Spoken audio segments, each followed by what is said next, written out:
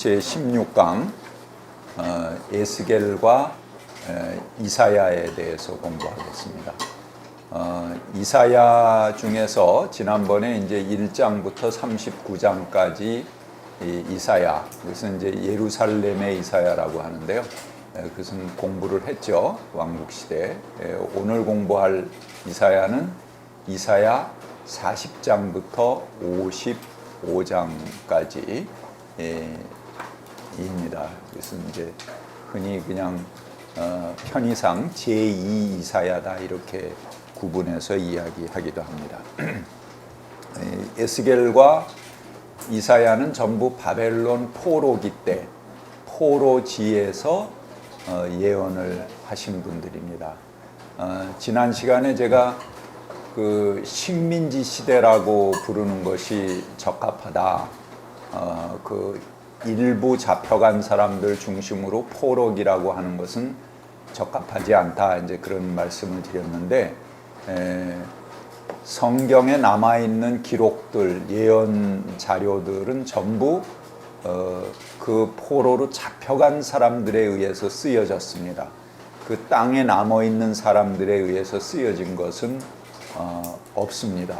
그래서 그 기록 중심으로 보면은 포로기다 이렇게 그 이야기할 수 있겠죠.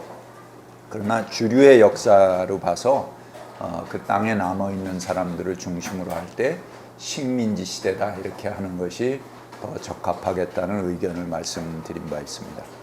자, 그럼 에스겔과 제2 이사야 그 시대 상황을 먼저 좀 보겠습니다. 자, 에스겔은 귀족 사제 출신입니다. 그래서 그 집안이 전부 제사장 가문이에요. 그 아버지가 부시입니다.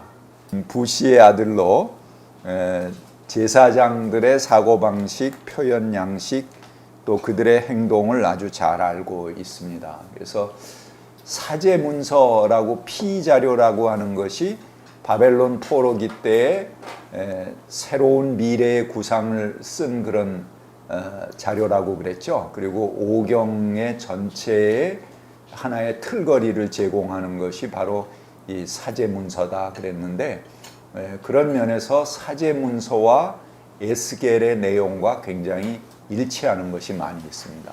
왜냐하면 에스겔도 사제 가문 출신이기 때문에 그렇습니다.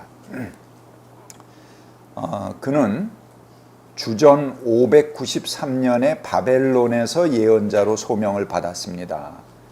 그리고 결혼을 했고 아내는 예루살렘에 포위되어 있는 동안 죽었다. 이제 그렇게 말합니다. 자, 그 에스겔이 태어날 때 유다는 아시리아의 속국이었습니다. 그래서 아시리아 최후의 왕인 아수르바니팔의 죽음으로 한 세기 이상 공포에 떨게 되었던 그런 가장 잔인한 정복 정책을 했던 것이 이제 아시리아죠. 그 아시리아는 그 역사에서 사라져 갔습니다. 조용히.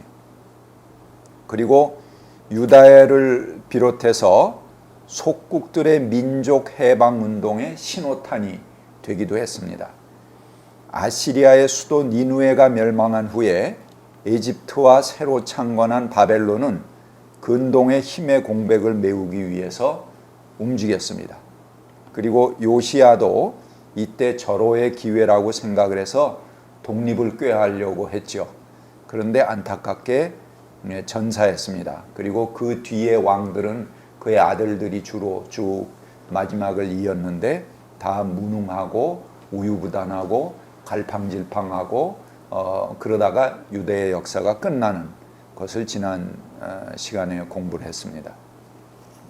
자, 신흥 바벨론이 첫 번째 원정을 와서 예루살렘을 함락시키고 사람들을 포로로 잡아갔습니다. 그게 이제 597년에 있었고 587년에 2차 원정 때 완전히 망했다. 이제 그런 말씀을 드렸죠. 그러면서 우리가 예레미야를 공부했습니다. 예레미야는 이 바벨론 사람들, 이 바벨론은 조금 완화하긴 했지만 아시리아의 정복 전쟁의 그 정책을 그대로 계승했습니다. 그러니까는 역시 어떻게 해요? 정복한 나라의 왕족, 귀족을 전부 잡아서 자기 나라로 이송시키고 거기에 강제 수용하는 그런 정책을 취했습니다. 그러니까는 그 지도자들은 결사적으로 아시리아나 바벨론에 항전하려고 하겠죠.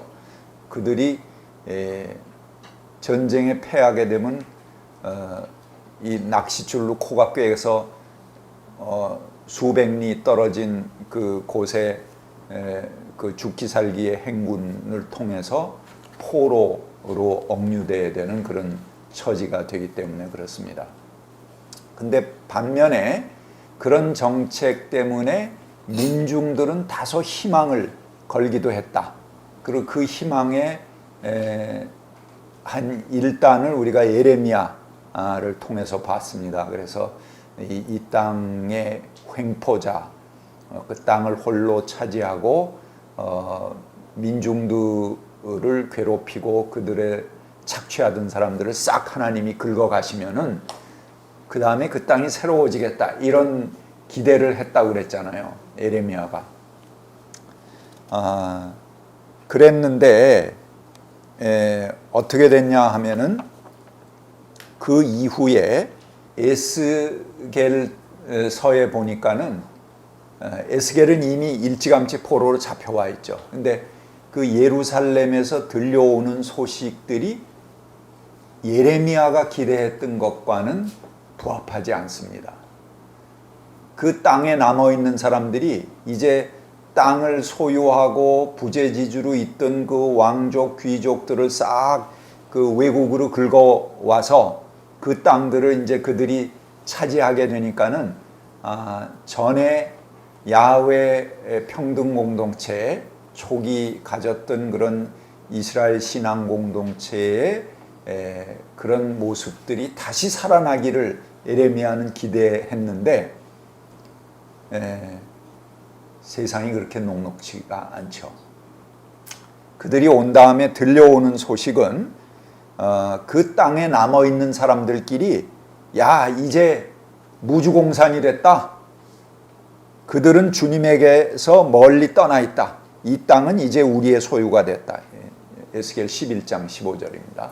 이렇게 얘기하면서 그 땅을 서로 차지하는 아귀다툼을 자기들끼리 또 벌리고 있는 것입니다. 에스겔 33장 24절에 보면요, 사람아, 이스라엘의 땅의 저 폐허 더미에 사는 사람들이 이런 말을 하고 있다. 아브라함은 한 개인인데도 이 땅을 차지하였는데 하물며 수가 많은 우리들이야 더 말해 무엇하겠느냐 한다. 또 하나님께서 이 땅을 자기들의 소유로 주었다고 말한다. 그러면서 저희들끼리, 남은 백성들끼리 서로 땅을 차지하겠다고 막 아우성을 치고 다툼을 하는 것입니다. 그래서 이제 그 인내도 한계에 이르렀다. 하나님의 인내가 한계에 이르렀다. 그렇게 에스겔은 말합니다. 이 하나님은 역사의 시속 게임을 즐기시는 분이 아닙니다. 잘못된 역사를 심판하시는 것은 단지 그들이 미워서가 아닙니다. 그러한 착취와 억압이 발생하지 않도록 철저히 새롭게 갱신하려는 것이 하나님의 목표죠. 뭐 주인을 A란 놈 했다가 B란 놈으로 바꾸고 C란 놈으로 바꾸고 그거 하나님이 원하시는 게 아니에요. 그게 아니고 본래 그런 모순 구조, 그런 착취 구조 자체가 사라지는 그런 새로운 세상을 원하시는 게 하나님의 뜻이라는 거죠. 그런데 그런 세상은 오지 않았습니다. 그리고 여전히 그 땅에 남은 사람들끼리 아기다툼하는 그런 현실이 됩니다. 그래서 예레미야는 이 에스겔은 아주 깊은 절망 속에 머물게 됩니다. 나중에 이제 그 절망 속에서 어떤 신학을 가지고 에스겔이 이제 그 절망을 뚫고 나오는가 하는 것을 보겠습니다. 먼저 그 에스겔의 연대는 아까 말씀드린 대로 597년 바벨론의 포로로 잡혀가서 그발강가에서 에스겔이 예언을 시작합니다. 그리고 에스겔 제27년, 그러니까 571년에 에스겔 활동의 마지막이 됩니다. 그래서 약 27년 정도가 에스겔이 이제 활동을 하신 그런 시간입니다. 그리고 에스겔서를 보면은 그 구조가 1장부터 24장까지는 심판의 말씀이 주로 되어 있습니다. 그리고 그것은 유다 왕국 멸망 전에 그 상황을 이야기합니다. 그러니까 아직 에스겔은 포로지에 있지만 아직 유다가 존속해 있을 때 일찌감치 포로로 잡혀왔죠. 1차 포로로. 그러니까는 망하기 전에 그런 상황들을 쓴 것이 이제 1장부터 24장까지이다. 그런데 그때는 아직 나라가 망하기 전이기 때문에 너 이러면 망한다 이러고 심판의 말씀을 주는 거예요. 그리고 당연히 거기 뭐가 따라오겠습니까? 너 이러면 망한다 그러니까는 회개해라. 이제 이런 회개를 촉구하는 말씀들이 주제가 되죠. 그리고 25장에서 32장까지는 그 주변 이방국들에 대한 말씀입니다. 그리고 33장부터 48장까지는 이제 나라가 멸망한 후의 상황을 반영합니다. 그러니까는 나라가 망하고 난 다음에는 너희 망한다 이런 얘기 할 필요 없죠. 이미 망했으니까. 그러니까는 그때 이제 희망의 말씀을 에스겔이 전하게 됩니다. 그러니까 새로운 용기를 주는 말씀이죠. 그렇게 주제가 바뀌는 걸 볼 수가 있습니다. 에스겔이 이제 주로 상징 행위가 굉장히 많아요. 여러분들 에스겔서를 보면은 해괴한 일을 많이 합니다. 에스겔이. 그래서 390일 동안은 왼쪽으로만 누워 자고 40일 동안은 오른쪽으로만 누워서 잡니다. 이거 뭐 자기도 굉장히 힘들었을 것 같아요. 이렇게. 근데 그거는 뭘 의미하냐면 이스라엘과 유다의 죄를 속하기 위해서 이제 그렇게 상징 행위를 합니다. 또 비상식량을 훑듯이 온갖 곡식을 모아서 밥을 지어서 극히 소량의 물과 더불어 식사를 합니다. 이거는 이제 전쟁과 포위 상태의 기근을 상징하는 거죠. 그래서 아주 조그만 양으로 식사를 하는 그런 상징 행위를 하기도 하고요. 그 다음에 소똥으로 밥을 만들어 먹기도 합니다. 또 자신의 머리카락과 수염을 잘라서 3분의 1씩 나누어서 불에 태우고 칼로 자르고 바람에 날려보냅니다. 이거는 불과 칼로 그 백성이 죽고 나머지는 포로로 잡혀가고 이런 것을 상징하는 그런 퍼포먼스죠.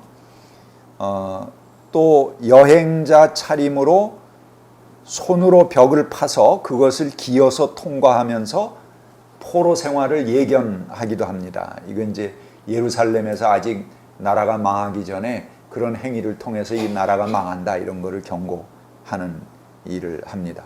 그리고 떨면서 음식을 먹고 두려움에 쌓여서 물을 마십니다. 아내가 죽었는데 울지도 않습니다. 그러니까 울지 말아라 하나님이 이제 그렇게 얘기하는 거예요. 그러니까 차마 공포에 질려서 울 수 없는 그런 상황을 에스겔이 미리 보여주는 거죠. 몸으로. 너희들 이런 일을 당한다.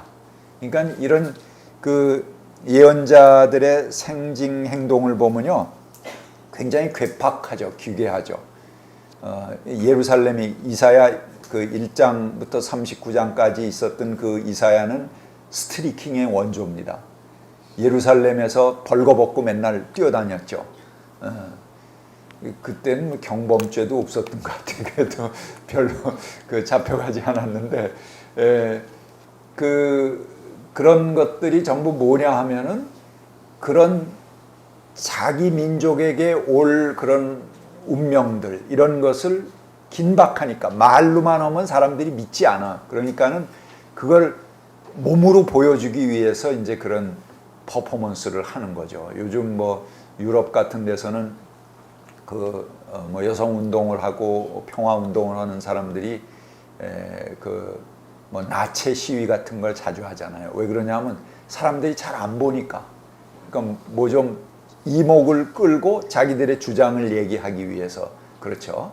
그러니까는 이 예언자들도 그랬을 거예요. 굉장히 긴급하고 뭔가 이 속에서 불타는 것이 있는데 이걸 외쳐야 될 텐데 사람들이 잘 듣지 않으니까 그들의 이제 주목을 사기 위해서 뭐 벌거벗고 뛰어다닌다든가 뭐 이런 해괴한 일들을 하는 거죠.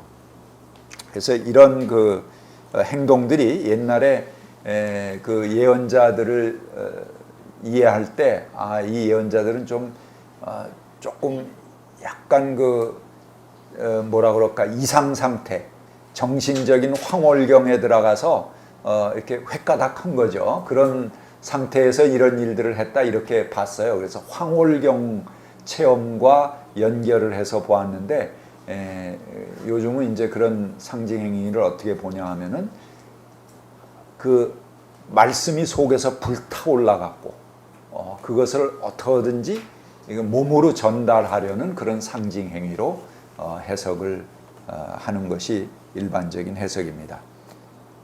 자, 법이 무너졌습니다.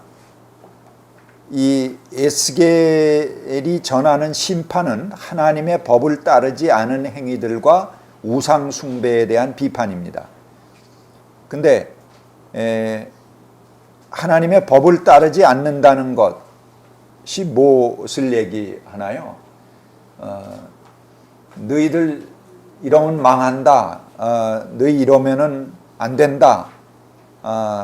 뭐 이런 이야기를 하는 것, 그것은 그래도 아직 그 백성에게 소망이 남아있다는 한 반증이기도 하죠. 그러니까 너 그러면 안 돼, 이런 얘기를 하는 거죠. 될 가능성이 있을 때 그러면 안 돼 그러는 거 아니겠어요? 근데 팍상 망했어. 될 가능성이 끝장났어. 그러면 이제 그것마저도 소용이 없는 거죠. 근데 그래서 에스겔의 초기 24장까지 예언은 그런 가능성을 두고 너희들 이러면 하나님의 심판이 온다, 회개하라, 이런 예언을 했는데 나중에 후반부에는 팍싹 망한 겁니다. 그 나라가 소생할 기미가 없어요. 그러니까는 그런 행위들에 대해서 에스겔은 아주 굉장한 그 절망을 하게 됩니다. 요시야 종교개혁이 우상을 타파하고 전부 예루살렘 성전을 정화했잖아요. 그런데 그 역작용이 일어났어요. 그래서 요시야가 죽은 다음에 예루살렘 성전 안에서 가나안 여신, 바벨론의 타무주신, 이집트의 호루스 신, 그리고 태양신들을 숭상할 정도였습니다. 그러니까 예루살렘 성전 안에서 그런 이방신들의 숭상 행위가 벌어지는 것입니다. 이들은 이제 나라의 위기가 되니까 종교심은 더 강해집니다. 그냥 지푸라기라도 붙잡고 싶은 거죠. 그래서 야훼 하나님은 자꾸 힘이 딸리는 것 같고, 그러니까 외국의 강한 나라의 신들, 이런 신들을 들여와서 빌고 예배하고 그렇게 되는 것입니다. 그러니까 그들의 그 나약한 의지, 이를 기댈 수 있는 것은 이제 단순한 종교적 의식, 종교적 본능만 살아남는 거죠. 그래서 결국 야훼 하나님을 버리고 잡신들에 의존하게 됩니다. 그 신들의 이름으로 백성들은 자기 자신의 불안감과 이기적인 욕심을 하나님의 자리에 앉히게 됩니다. 에스겔은 나라를 잃은 백성들이 하나님의 법도 버리고 정의도 버렸지만 그 중에서 가장 시급하게 치료가 필요한 것은 하나님과의 관계 회복이다, 이렇게 생각을 했습니다. 그것이 우선되지 않고는 그들이 하고자 하는 모든 일이 다 허사입니다. 그래서 에스겔에 보면은 우상 숭배와 음란 행위에 대한 비판이 굉장히 많이 나옵니다. 에스겔 23장을 여러분들이 읽어보시면요, 거기에 뭐 오홀라, 오홀리바 라고 하는 그 결혼한 처녀들인데, 이 처녀들의 그 창녀 행각이 고발됩니다. 이거는 그냥 음란 행위를 얘기하는 게 아니고요, 상징적인 것입니다. 이스라엘과 유다가 하나님을 버리고 반역 행위하는 것, 그것을 이 음란 행위에 비유해서 하는 것입니다. 그래서 오홀라, 오홀리바는 하나님과 결혼한 처녀들인데 에집트에서부터 아시리아, 바벨론 등 시절이 바뀔 때마다 젊은 남자들을 불러들여서 놀아나는 거죠. 그래서 그들은 적극적으로 이 젊은 남자들을 유혹하고 홀려냅니다. 그들은 지나가는 모든 남자들에게 자신의 다리를 벌리고 심한 경우에는 남자들이 그려진 그림만 보고도 음욕을 가질 정도가 됩니다. 물론 상대가 되는 대상은 그럴듯한 남자들입니다. 그들은 힘세고 멋있습니다. 그들의 정욕이 나귀같이 강하고 정액이 말과 같이 많은 호남아들이었다. 아주 표현이 리얼하죠. 그런 표현들로 이 오홀라, 오홀리바의 창녀 행각을 이야기합니다. 근데 이것은 바로 이스라엘과 유다의 그 하나님을 버린 행위를 보여주는 그런 비유들입니다. 그래서 그들은 하나님을 의지하지 않고 이제 열방을 의지합니다. 그러니까 이건 이제 종교적으로 꼭 이방 신을 섬기고 따라 나섰다 하는 것만 얘기하는 게 아니에요. 그러니까 이들이 마음이 급해지니까 어떻게 종교적으로 외국 신을 들여오는 것도 아까 자기들의 상황은 나빠지고 종교적인 본능은 강해지고 뭐라도 붙잡고 싶고 이런 마음이라고 그랬잖아요. 정치적으로도 마찬가지죠. 하나님께 의지하는 것은 그 백성들을 살찌게 하고 백성들을 돌봐서 그 민족을 아주 강하게 만들어야 되는데 그거 안 하고 정치자들이 지난 시간에 우리 비판했듯이 어떤 행위를 하게 됩니까? 급하게 되니까 이 나라 저 나라 가서 저 보따리 싸갖고 가서 도와달라 그러고 저 섬기겠다 그러고 동맹을 맺고 난리를 피는 거죠. 그래서 23장 23절에 이렇게 말합니다. 그들은 모두 하나같이 매력 있는 젊은이들이요 총독들과 지휘관들이요 모두가 우두머리들과 유명한 사람들이요 말을 잘 타는 기사들이다. 이런 외국 군대들이 거기에 와 있는 거죠. 이 외국 군대들이 이 젊은 남자들이 많이 왔다 그러는데 그들은 이제 전부 이 외국의 총독들과 지휘관들고 외국의 우두머리들이 그 나라에 들어와 있는 것입니다. 이런 것들이 전부 같이 중의적으로 나타나는 것이 이제 오홀라, 오홀리바 이 창녀 행각에 대한 이야기입니다. 그래서 이스라엘과 유다는 하나같이 하나님을 의지하지 않았습니다. 지도자들이 하나님의 말씀을 지킨다는 것은 혼신을 다해서 백성을 돌보고 백성의 평화와 행복을 위해 헌신하는 것입니다. 그런데 그들은 자신들의 안전만을 위하고 백성은 돌보지 않았죠. 그래서 손쉽게 정권의 안정을 취하는 방법을 택했습니다. 그들은 강대국의 병거와 군마에 의지하려고만 했어요. 그때마다 백성들의 부담은 가중되어 갔습니다. 이 나라 저 나라에 기울어질 때마다 갖다 바치는 조공의 양은 늘어났습니다. 열강이 각축을 벌이다가 힘의 중심이 옮겨질 때 그때 이스라엘은 재빠르게 또 움직였고 결국은 신의를 배신한 대가로 침공을 당할 뿐이었습니다. 그러면 민중들은 또 피를 흘리게 됩니다. 여기저기 놀아놨던 정부들은 나중에 노여움을 사게 되고 이들이 한꺼번에 침공해 오게 됩니다. 그래서 23장 24절에 그들이 무기와 병거와 수레와 대군을 거느리고 너를 치러 올 것이다. 그들은 크고 작은 방패와 투구로 무장을 하고 사방에서 너를 치러 올 것이다. 나는 심판권을 그들에게 넘겨줄 것이고 그들은 자기들의 관습에 따라서 너를 심판할 것이다. 이렇게 이야기합니다. 그러니까 이 음란 행위에 비유되는 이런 것은 결국 국제적 역학관계입니다. 그리고 그 인간의 힘만 의지하는 외교 행각입니다. 백성은 고려하지 않고 하나님을 신뢰하지 않는 행위에 대한 심판을 이야기하는 것이죠.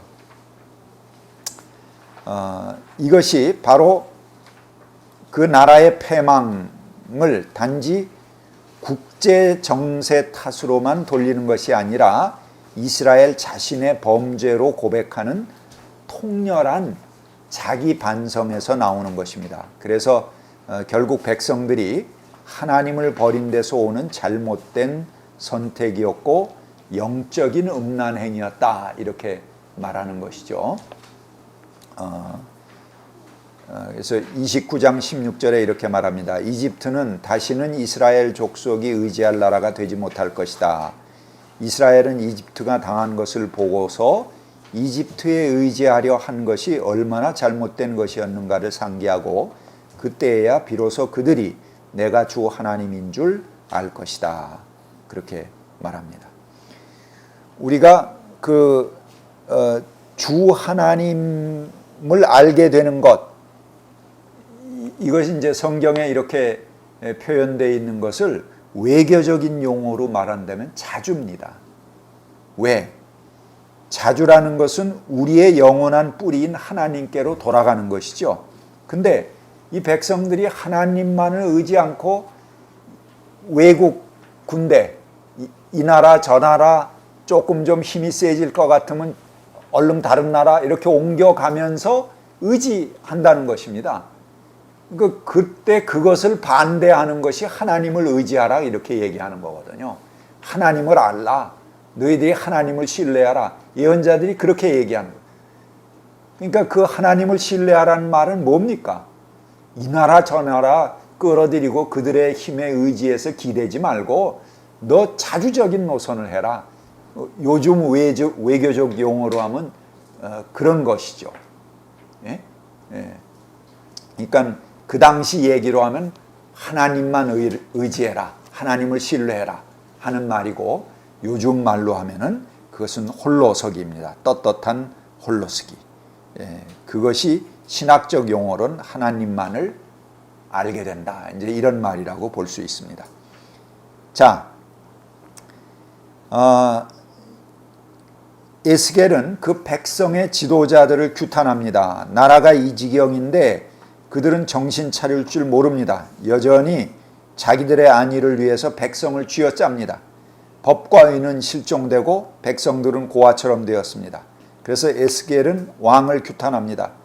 너 극악무도한 이스라엘 왕아, 내가 최후의 형벌을 받고 받을 그날이 왔고 그 시각이 되었다. 나 주 하나님이 말한다. 왕관을 벗기고 면류관을 제거하여라. 이대로 있어서는 안 될 것이다. 낮은 사람은 높이고 높은 사람은 낮추어라. 내가 무너뜨리고 또 무너뜨릴 것이다. 그렇게 말합니다. 뭐 종교 지도자들도 마찬가지예요.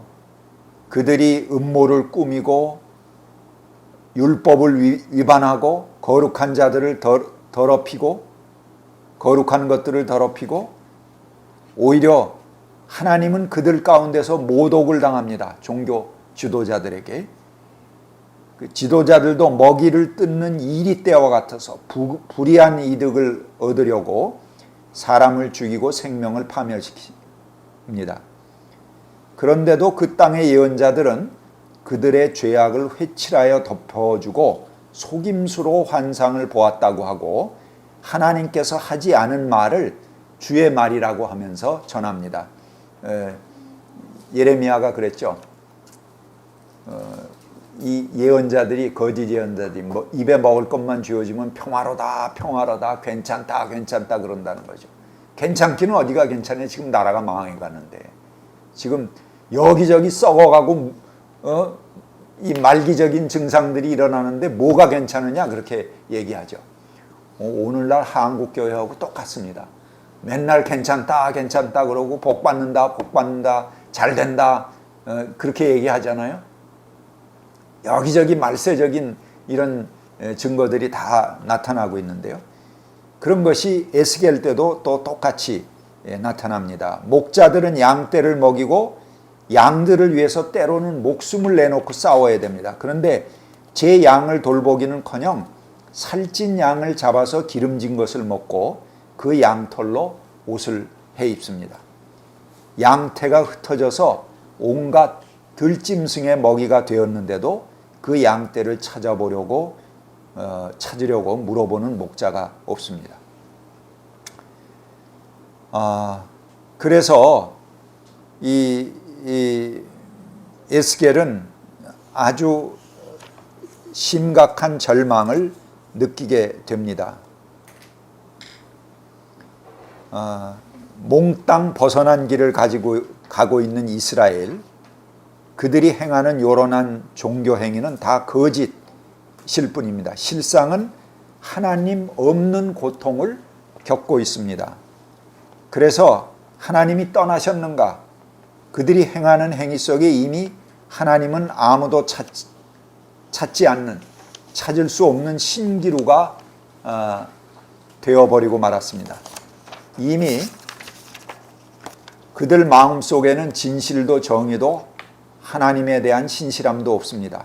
모두가 자기 이익을 탐하여 속이고 꾸미고 치장하고 내 보이는 거짓의 전쟁터일 뿐입니다. 그래서 에스겔은 11장 19절에 새 마음을 얘기합니다. 그때 내가 그들에게 일치된 마음을 주고 새로운 영을 그들 속에 넣어주겠다. 내가 그들의 몸에서 돌같이 굳은 마음을 없애고 살같이 부드러운 마음을 주겠다.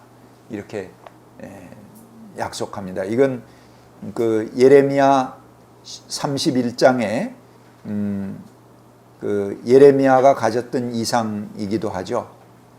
그 백성에게 새 마음을 하나님께서 주시겠다 하는 그 이상을 이제 돌같이 굳은 그 마음, 이게 뭐 고쳐질 수가 없어. 이미 돌멩이가 됐기 때문에. 그래서 이게 하나님이 수술하시는 거죠. 그 돌을 제거하고 그 속에 살같이 부드러운 마음을 다시 넣어주신다. 이렇게 이야기합니다. 자, 그러면서 아까 총체적인 절망의 상황이라고 그랬잖아요. 예레미야가 기대했던 그 기대도 무너지고 그 땅에 남은 백성들은 저희들끼리 서로 그 땅을 차지하려고 혈안이 돼서 이제 우리가 땅을 차지하자 그러고 또 아무것도 없는 사람들끼리 그들이 이제 그 땅을 차지하게 됐으면 그래도 좀 뭐 희망이 있고 자기들끼리 협력하면서 잘 살 줄 알았더니 저희들끼리 이제 죽으면서 그 땅을 차지하기 위한 전쟁들이 벌어지는 거죠. 이런 상황을 보고 에스겔은 그 하나님의 거룩함, 하나님의 이름의 신학을 얘기합니다. 그래서 에스겔서에 보면은 나는 야훼다, 나는 주다 하는 말이 80번이나 나옵니다. 그래서 하나님께서는 자기 자신의 이름을 욕되게 하지 않으시고 스스로 이름을 지키신다 하는 신학이 나오는 거예요. 이게 하나님 이름에 대한 신학입니다. 그리고 하나님의 거룩함에 대한 신학이에요. 그러니까 인간을 봐서는 아무런 희망이 없어. 여기 소생할 아무런 가망성이 없는 거야. 그러면 어떻게 하시냐 하나님께서. 이놈은 소생할 가망성이 없다 그러고 덮어버리시나? 네. 에스겔이 거기서 자기들에게는 어떤 희망의 구루터기가 토랄 만큼도 없지만 새로운 희망의 구루터기로 발견하는 것은 하나님의 거룩함입니다. 그리고 하나님의 이름의 신학입니다. 그건 뭐냐? 하나님께서 자기 자신의 거룩함을 지키기 위해서, 자기 자신의 이름을 지켜내기 위해서 그들을 새롭게 하신다는 것입니다. 그러니까 그 백성들에게 어떤 희망이 있어서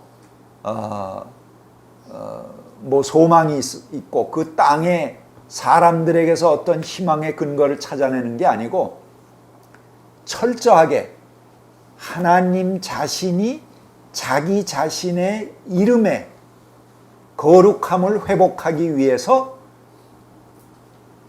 그 백성들을 새롭게 하신다 하는 것이 에스겔이 갖는 신학의 근거입니다.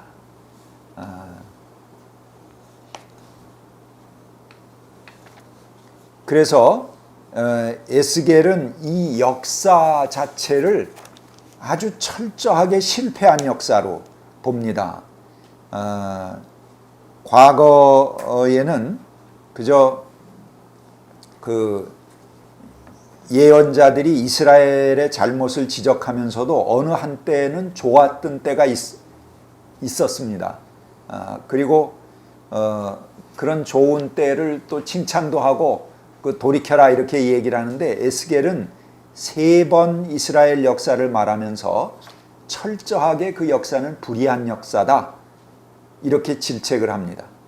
그래서 이스라엘 역사는 처음부터 지금까지 그리고 왕으로부터 백성까지 모두가 하나님의 영광을 욕되게 했고 거룩하신 하나님에 대해서 도전하는 것으로 일관했다는 것입니다. 그래서 그들이 받아 마땅한 처벌은 하나님의 이름을 위해서, 즉 나의 이름을 더럽히지 않기 위해서 보류해 오셨습니다. 근데 나의 거룩한 이름을 위한 신성한 동기는 이 에스겔서 신학의 이 핵심적인 부분이 됩니다. 그래서 그 이름을 위해서 징벌을 멈춰 오셨던 그 하나님께서 이제는 자기 이름을 위해서 그놈들 보지 않는, 백성 보지 않고 하나님 자신이 직접 그 백성들을 구원하러 내려오신다 하는 것입니다. 그래서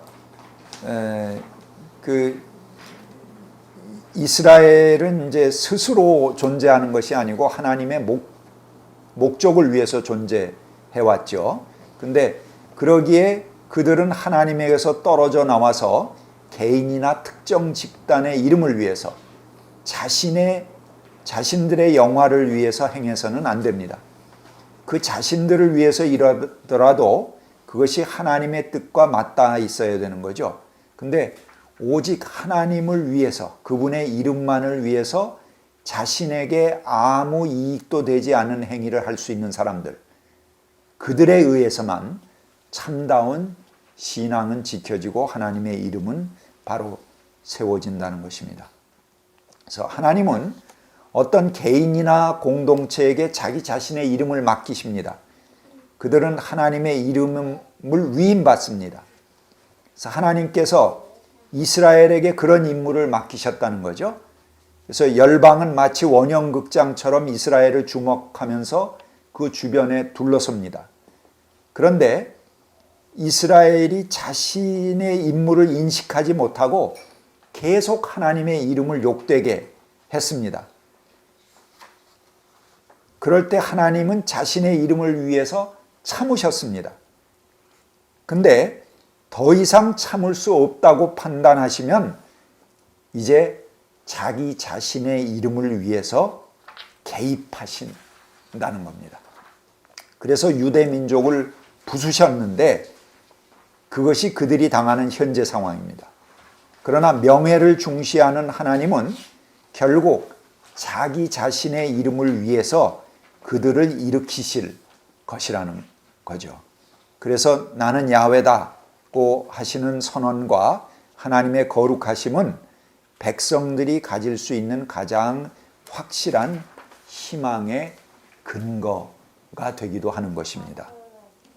그러니까 인간을 봐서는 아무런 희망의 근거가 없어요. 근데 그 지나간 역사가 그것을 증명한다는 거죠. 에스겔이 볼 때. 그러나 하나님께서 스스로 자신을 영화스럽게 하실 것이므로 이스라엘 백성들도 덩달아서 영화롭게 될 것이다. 그들은 자신의 의 때문에가 아니고 하나님과의 특별한 관계로 인해서 구원받게 될 것이다. 하나님 자신의 영광을 위한 일은 하나님의 이기심이 아니라 오히려 하나님 백성들이 가질 희망의 근거가 되는 거죠. 그래서 하나님의 이름은 하나님의 얼굴입니다. 하나님께서는 그 얼굴을 지켜가기 위해서 이스라엘 백성을 구원하실 것이다 하는 것이 에스겔의 아주 중요한 신학 내용입니다. 그 다음에 이제 에스겔의 개인적인 책임, 에스겔 때 이제 그 아비의 죄가 자손에게 유전되느냐? 왜? 포로지에 와서 2대, 3대, 4대 계속 가도 계속 포로지에 있는단 말이에요. 초기에는 그들의 죄 때문에 징벌을 받았다 이게 유용했는데 거기서 계속 난 그런 애들은 그럼 자기가 잘못한 것도 아닌데 왜 계속 포로 생활을 하고 있어요. 그래서 에스겔서에 아비가 신포도를 먹으면 자식의 이도 쉬냐? 이제 이런 질문이 나오죠. 결국 이제 그렇지 않다는 거죠. 하나님은 그 죄를 유전해서 그 조상의 죄를 후손에게 물려주는 하나님이 아니다. 그 이제 개인의 책임이고 또 하나님께서 그들을 구원하실 것이다 하는 그런 희망으로 이야기하게 됩니다. 에스겔서에 보면은 1장에 뭐가 나옵니까? 제가 말씀드렸던가요? 그 에스겔 1장에 하나님의 보좌에 대한 것부터 나오죠. 그리고 거기에 그 짐승들 큰 그 거룩과 같은 이제 짐승현 그 생물에 대한 얘기가 나오죠. 그러면서 큰 바퀴가 나옵니다. 그 바퀴가 들어가고 그들 앞에 그 큰 이 수레가 그 바퀴들이 움직여 오는 그런 환상이 나옵니다. 이건 뭘 얘기할까요? 포로지에 있는 사람들의 절망입니다. 그들은 이제 예루살렘 성전이 하나님의 보좌고 하나님 계시는 곳이기 때문에 영원히 멸망하지 않는다 이렇게 생각을 했는데 그게 이제 이사야의 예언이었고 시오니즘 아니었습니까?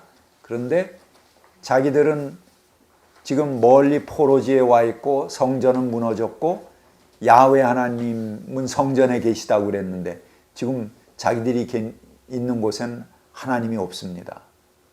그래서 이 백성들은 에스겔 골짜기에 마른 뼈다귀와 같이 됐습니다. 다 산산조각이 났고 마른 해골이 되고 뼈들은 다 갈래갈래가 돼서 골짜기를 메우고 있습니다. 그러니까 우리에게 소망이 없다, 모든 것이 끝장났다, 이렇게 외치지 않습니까? 그러니까 이런 그 깊은 절망감 속에서 에스겔 1장에 이 생물들이 나오고 큰 수레가 나오고 바퀴가 나옵니다.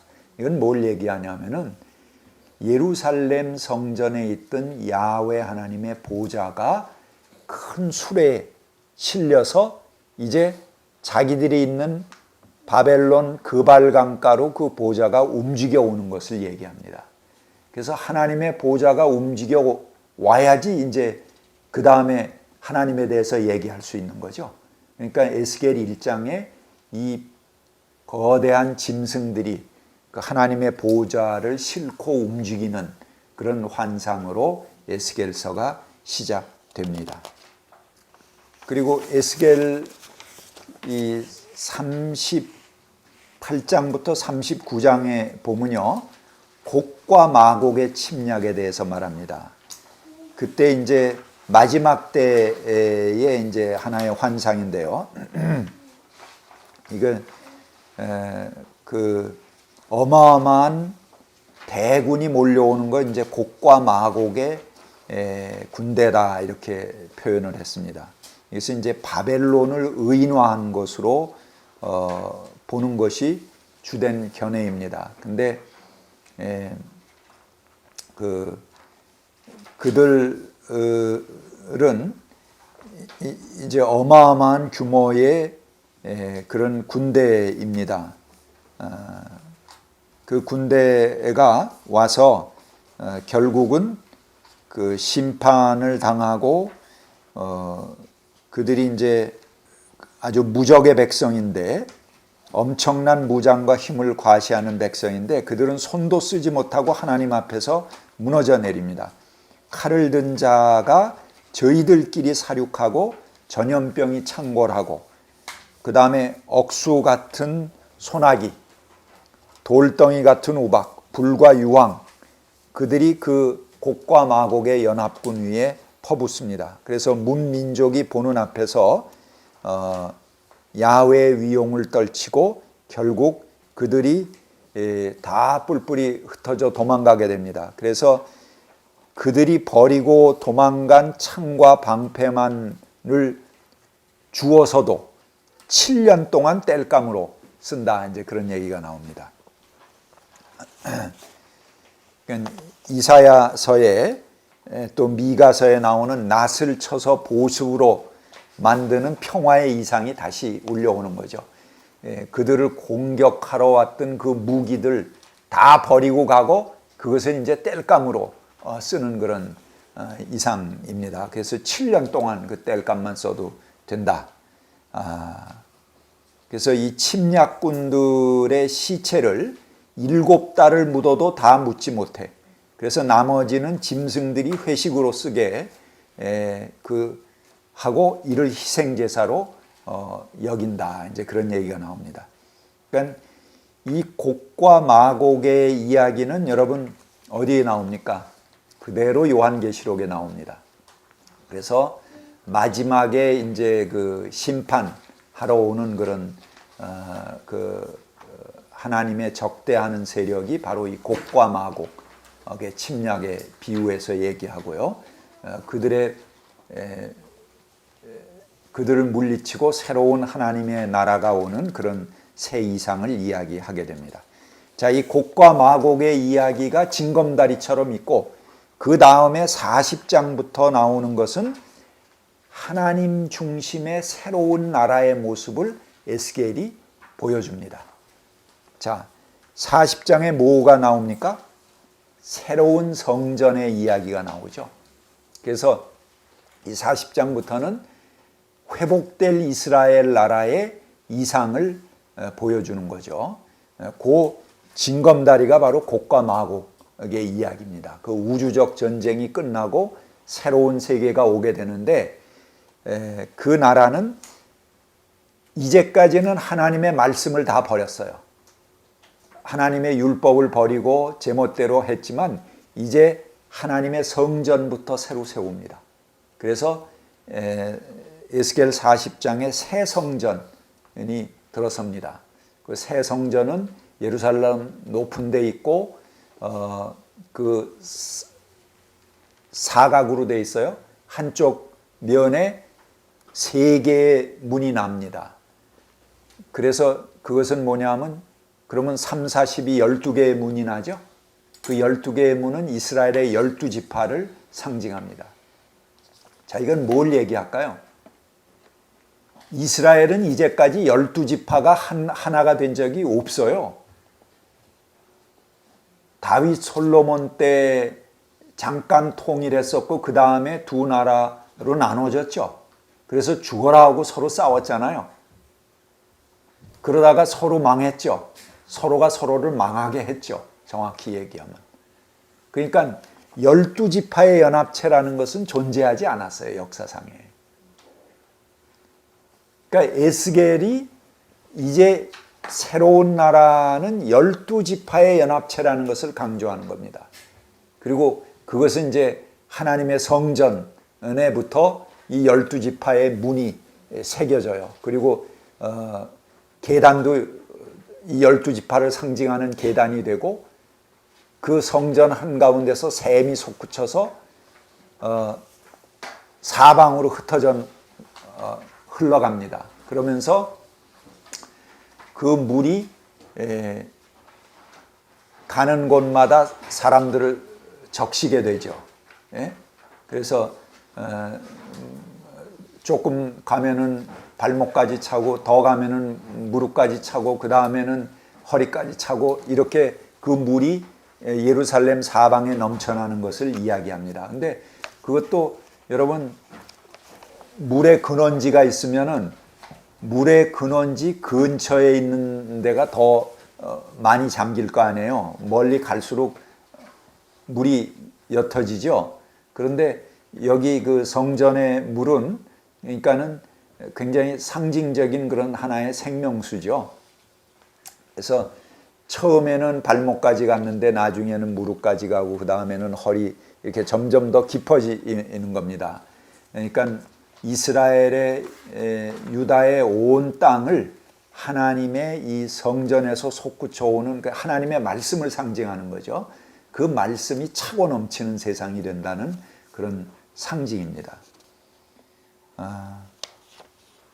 그래서 이 물은 단순한 물과는 다릅니다. 이 물이 닿는 곳에 죽은 물이 살아나고 온갖 생물이 번성하고 사해도 고기가 살게 되어서 온 이스라엘에서 고기를 잡게 되게 됩니다.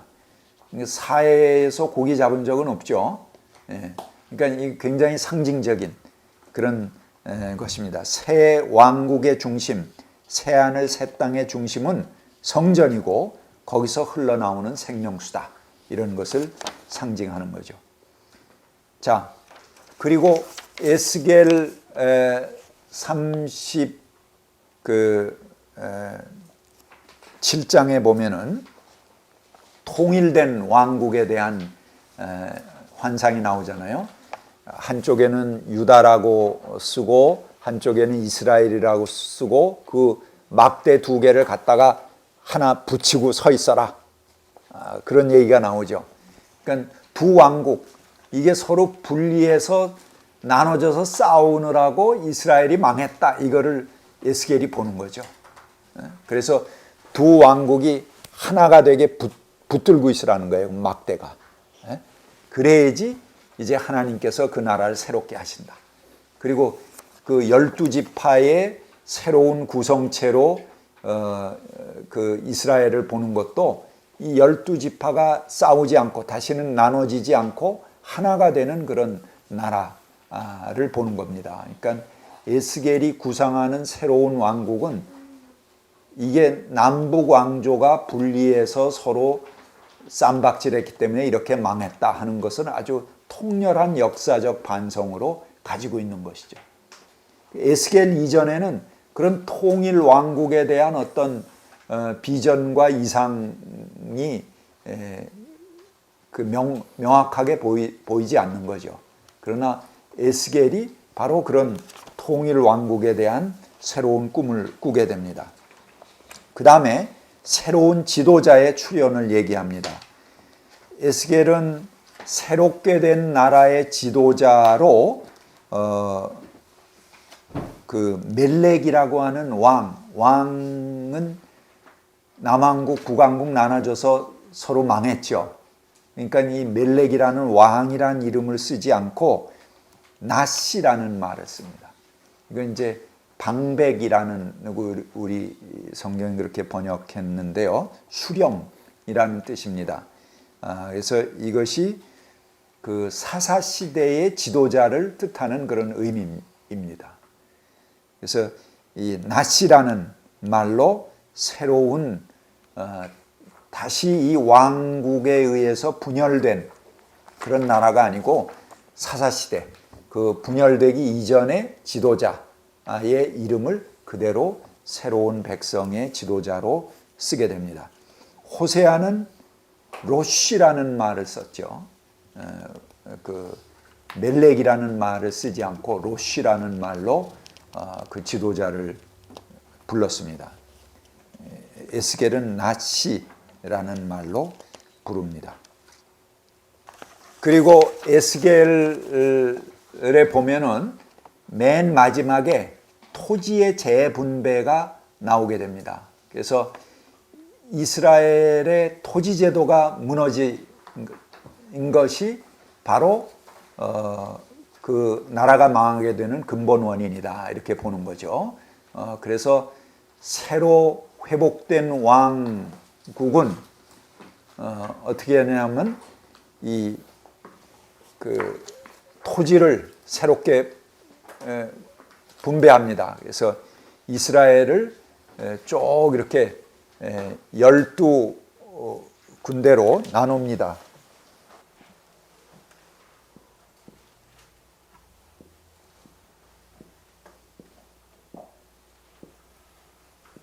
이렇게 위도를 중심으로 해서 토지를 12지파에게 쭉 골고루 나눠줘요. 옛날에는 그 레위 지파에게 토지를 안 줬죠. 근데 레위 지파에게 예루살렘이 있는 그 가운데 주목을 레위 지파도 배분을 합니다. 그러니까 에스겔이 이제 제사장 출신이잖아요. 그래서 12지파 모두에게 토지를 고루 배분하는 그런 이야기가 나오게 됩니다. 그리고 왕도 전에 이 멜렉 같이 그냥 자기 영화와 욕심에만 취했던 그런 왕이 아니고 목자와 같은 왕이다. 그래서 그 백성을 돌보고 양떼를 돌보듯이 그 백성을 돌보는 그런 새로운 다윗. 그러니까 옛날 다윗이 아니고 새로운 다윗에 대한 이상을 에스겔은 이야기하게 됩니다. 그것이 이제 에스겔이 꿈꾼 새로운 세계에 대한 하나의 구상이라고 볼 수가 있습니다. 성전을 중심으로 하나님의 법이 회복되는 나라, 그 다음에 왕권이 새로운 왕권으로 거듭나는 거죠. 그리고 12지파에 분열되지 않는 그런 통일, 왕국, 유다와 이스라엘이 하나가 되는 그런 나라, 또 토지가 균등하게 재분배되는 그런 세상에 대한 대안적인 꿈을 에스겔이 내놓습니다. 그런 것들이 피라고 하는 사제 문서에도 그대로 반영되죠. 사제 문서도 여러분 보면은 그 마지막에 그 땅의 분배, 여호수아에 의해서 땅이 분배되는 이야기로 마치게 됩니다. 이제 그거는 옛날에 땅이 분배된 그런 이야기일 수도 있지만 피라는 포로기 때에 쓴 그런 사제계 문서, 제사장들이 다시 그들에게 땅이 재분배되는 그런 세상을 그 과거로 투영해서 보는 것이죠. 그리고 이 여호수아의 때 이야기를 빌어서 그들에게 새롭게 땅이 재분배되는 그런 세상을 꿈꾸는 것이라고 이렇게 볼 수가 있습니다.